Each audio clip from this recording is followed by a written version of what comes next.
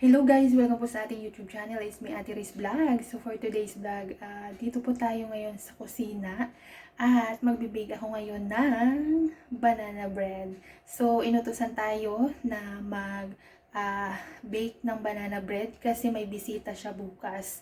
So ayan guys, samahan nyo ako mag-bake. So ipapakita ko sa inyo yung mga style ko sa paggawa ng banana bread. So as a simple recipe at napaka-simple lang po itong ating gagawin.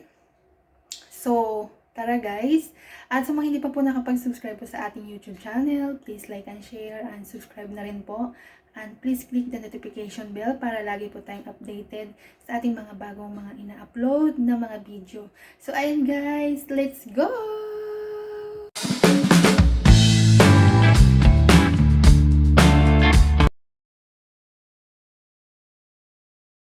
So, ito guys, yung ating mga ingredients. So, meron tayong butter at tatlong large na banana. Tapos, lagyan natin ng hair cheese, chocolate chips, and then flour. Yan. Tapos, sugar, vanilla powder, pampabango. And then, baking soda. Yan. And then, lagyan natin siya ng salt. So, ayan guys. At meron din tayong egg. So, maliliit itong itlog. Ang kailangan lang is isang egg na large. So, maliliit ito. So, dinalawa ko na. And then, syempre, may timbangan tayo. Ito. Para mas maganda yung ating pagsukat ng ating mga ingredients na ilalagay sa ating banana bread. So, ayan guys. Tara, samahan nyo na ako. Gagawa na tayo.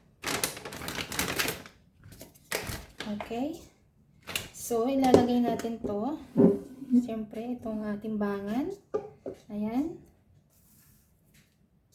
Mamaya na pala. Ilalagay na muna natin itong saging. Ayan.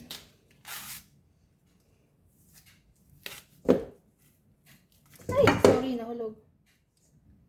Ayan. Sorry guys, nahulog.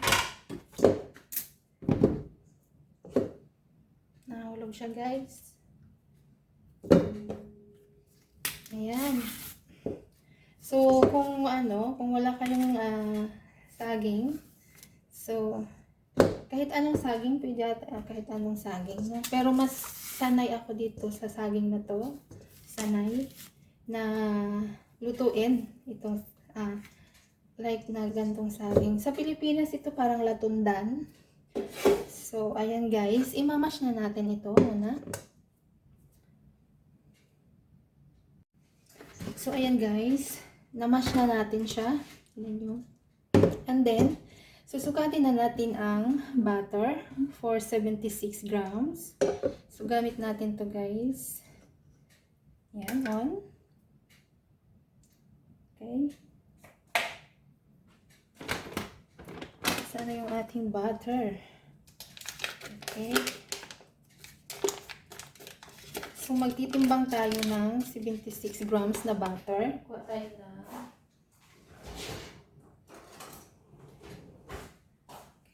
Okay. Ito yung ating kiluhan. So, 76 grams na butter.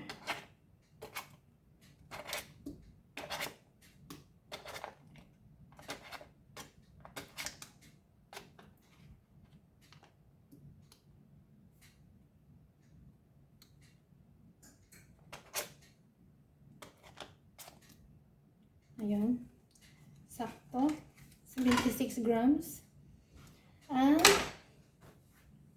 maglalagay tayo ng baking soda. Ito. So, kalahating teaspoon lang yung ating gagamitin. Or ilalagay. Ayan. Kalahating teaspoon. Dagdagan pa natin ng konti. Ayan. And salt. Walang salt. So, mas maganda, ilalagay nyo muna dito sa kamay. Tapos, pin salt lang. Ayan. And then, 150 grams na sugar.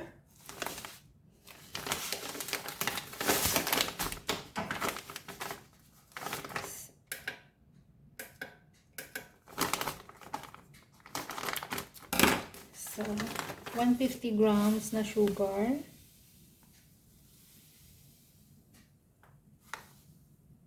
Okay.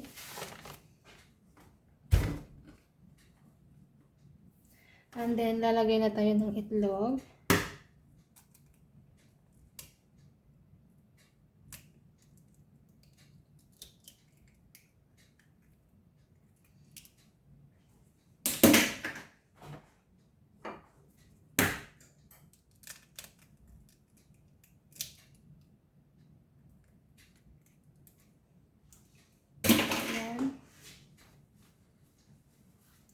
And vanilla, 1 teaspoon. Napakadali lang nito, guys. Okay, ubos na natin kasi 1 teaspoon na rin to. Ayan. And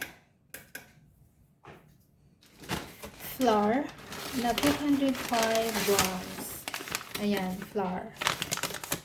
205 grams lang yung ating kailangan na flour. So, lalagay na natin.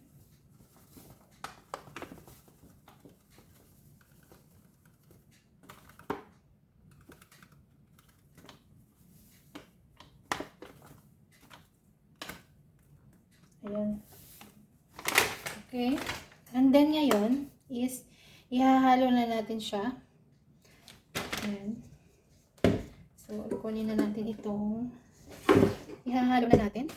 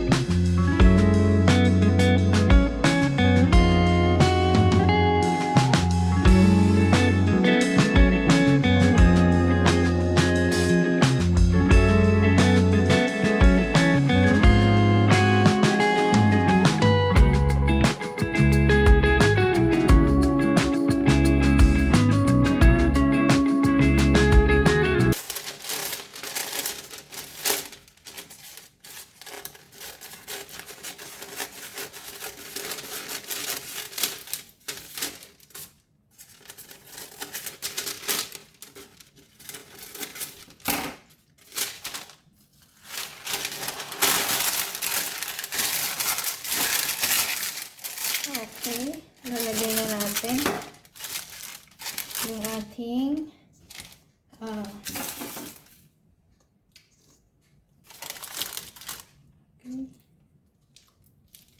lalagay na natin, guys. So, dahan-dahan lang, baka dumikit at hindi na natin maano yan. pag dumikit yung magkabilaan. So, dahan-dahan lang.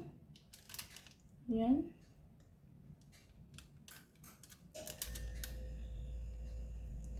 Okay, wait lang. Ayusin muna natin. Okay.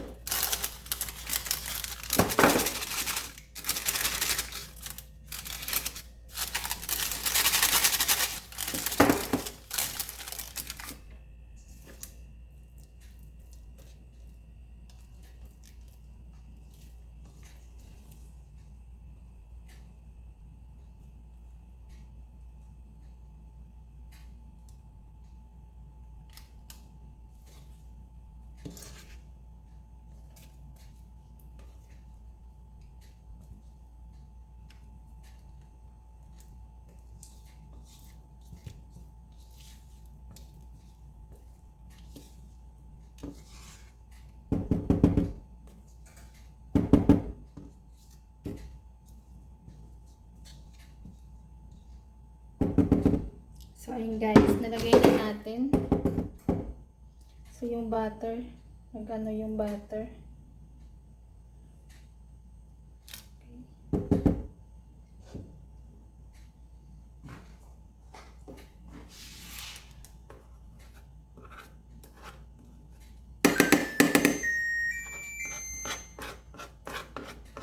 Okay.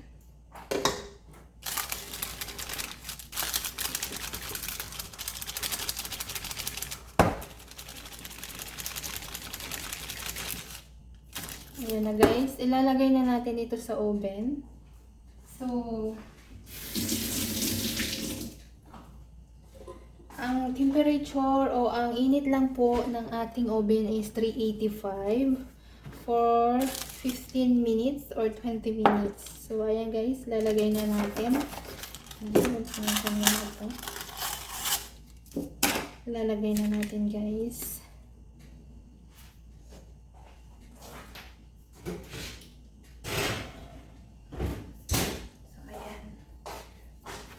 Antayin na natin mamaya kung ano yung ating resulta ng ating banana bread.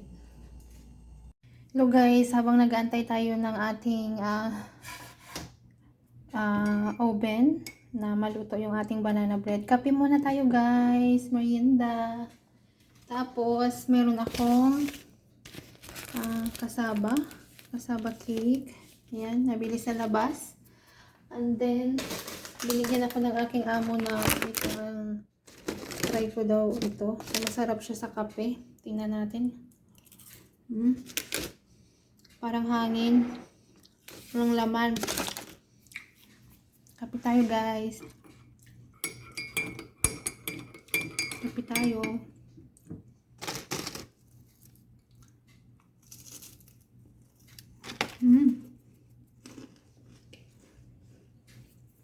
Parang walang laman.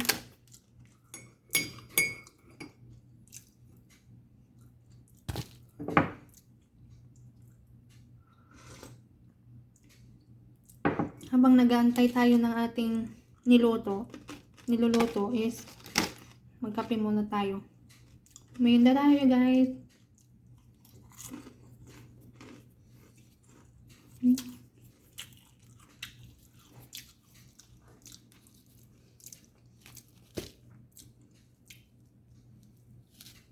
Yan, tingnan natin kung masarap.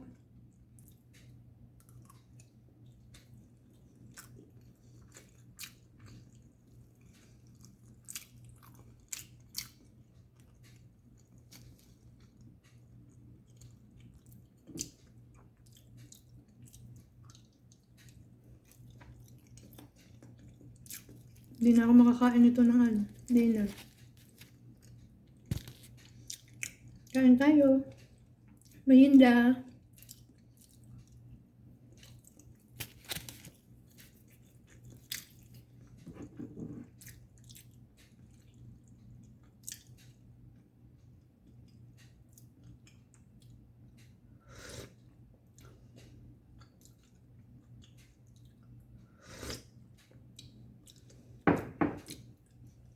So, ayan guys, ito na po ang ating binake na banana bread. So, ayan guys. So, madali lang po ito lutuin. Napaka-easy lang po at napaka-simple lang po at sarap po itong ating ginawang banana bread guys. So, ayan. Try nyo din na gumawa para may pang merienda po tayo, no? So, or kayo, may pang merienda kayo. Kung may mga oven kayo, so very easy lang po ito gawin. So, tingnan nyo lang po itong aking video kung para may idea po kayo kung paano ito gawin. So, ito guys, yan na yung ating result ng ating banana bread. Yan.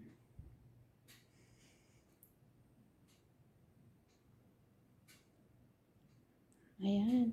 At sa mga hindi pa po nakapag-subscribe po sa ating YouTube channel, please like and share and subscribe po. And please click the notification bell para lagi po tayong updated sa ating mga video.